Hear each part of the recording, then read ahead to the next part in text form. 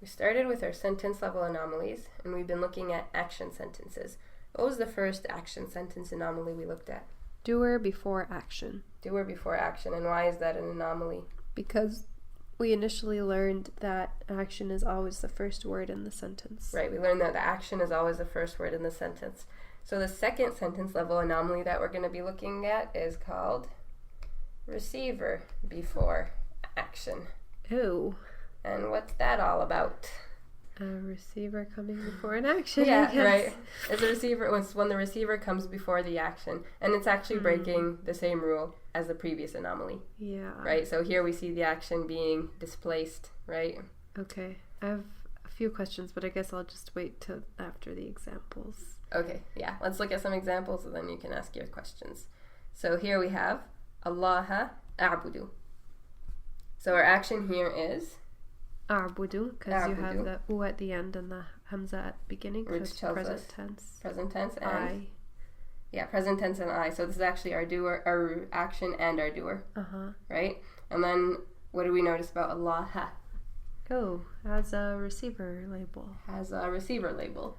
Okay, that answers my question then. What was your question? I was wondering if we all have a word coming before the action, how do we know if it's doer or receiver? But I guess in the same way that we did before, and that's the label. Exactly. Remember our 3 rules about action sentences where action comes first, then you have a doer with a doer label, receiver with a receiver label. So the only rule that's being broken is the first one, right? Okay. The action coming first, right? Rules number 2 and 3 still apply, right? So we still have labels. Exactly. We still have the labels, and that doesn't change. Okay. Right? So that's how we can tell the difference. We know that the word Allah is not the doer because it has a receiver label. And also, a'budu has our doer inside it, right? Okay.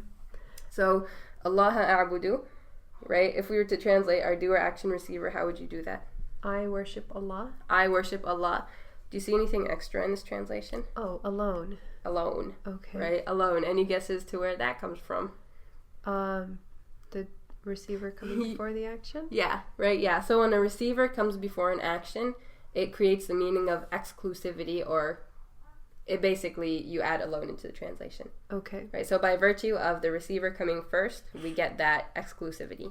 All right. So I worship Allah alone, right? Okay. That's what we're adding in here. And that answers my second question, which would be, why would you do that? Why would you do that, right? To give this implication. Okay. Okay, we're going to look at one more thing here. Na'buduka. Tell me what's happening here. Na'budu is action. It's present tense. You have the u at the end and the na at the beginning. Which so it's tells present us tense we. And then ka is a pronoun attached to an action, so it is our receiver. And this would translate as? We worship you. Right, we worship you. Right, this is normal. Nothing odd about this. So we said that ka is our receiver. Right? And here we're looking at receiver coming before action. Right, so what if I wanted to move this ka, this receiver, before the action? How would I do that? Ka na'budu? Ka na'budu. Sounds a bit weird, right? Yeah. And it is weird because ka is an attached pronoun. Right. Right, an attached pronoun by definition has to be attached to something. Yeah. So you can't just say ka na'budu. And so actually the solutions that the Arabs came up with for this is that, well, we can't have a pronoun just floating there on its own, so we're going to give it a chair to sit on.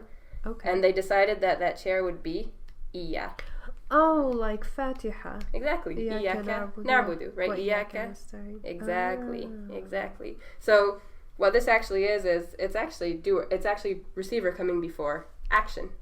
Right? Receiver coming before action.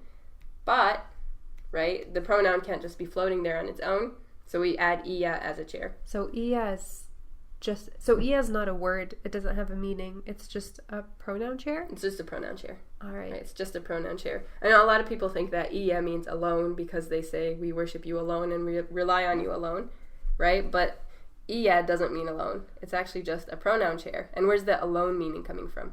From the receiver coming before the doer. Exactly, right? The receiver coming before the action, right? The alone comes from the fact that it's receiver before action. Okay. Right? Does that make sense? Do we have to run through that again? The chair, the pronoun, you got it. I think I get it, So, okay, so a receiver coming before action gives the meaning of exclusivity. Mm-hmm. But when our receiver is a pronoun, Mm-hmm. an attached pronoun, an attached pronoun can't float on its own. Mm-hmm. So it needs something to sit on. Exactly. And what we seat it on is ia. Exactly. Okay. Right? So that makes our two kinds of receivers before actions, either just a normal old noun coming before the action with a receiver label on it, Okay. or an attached pronoun which will be attached to the ia chair. Okay. Question. So with the last anomaly with doer before action, we saw that sometimes you have a sentence starter fragment acting as the doer. Will it ever act as receiver, or just when we see sentence starter fragment coming before the action, we'll just say doer by default? It'll always be doer. The sentence starter fragment before an action is always doer, never receiver. Okay. All right. So the to receiver is just a noun that has a receiver label or pronoun sitting on ia. Yep. Okay.